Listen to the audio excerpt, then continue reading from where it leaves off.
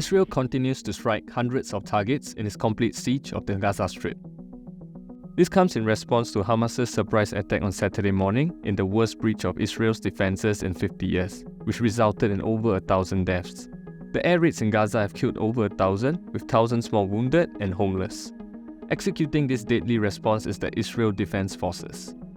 The Israel Defense Forces, or IDF, consists of the three service branches of Israel's military. That includes the Air Force, Navy, and Ground Forces.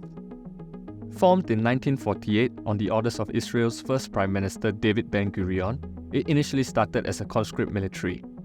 The IDF now has over 170,000 active soldiers and over 300,000 reservists. It is unique among militaries due to its regulated conscription for women since its inception. The primary principle of the IDF is to combat numerically superior opponents. The IDF also operates the Iron Dome, which is a mobile air defense system. Israel is the only country that operates such a system on a national level. From its first deployment in 2011, the Iron Dome is said to have reduced the number of casualties from the many rocket attacks on Israel since then, including the attack on Saturday. The IDF comes directly under the control of Herzi Halevi, Israel's Chief of General Staff. But he in turn reports to both the Defense Minister Yoav Gallant and Prime Minister Benjamin Netanyahu.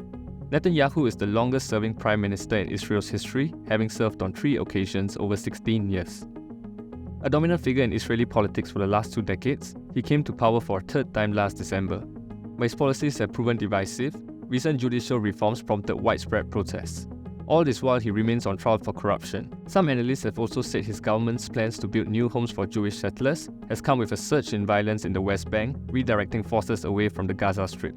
Netanyahu was once known as Israel's Mr. Security and rode to power on his ability to deliver on the country's safety.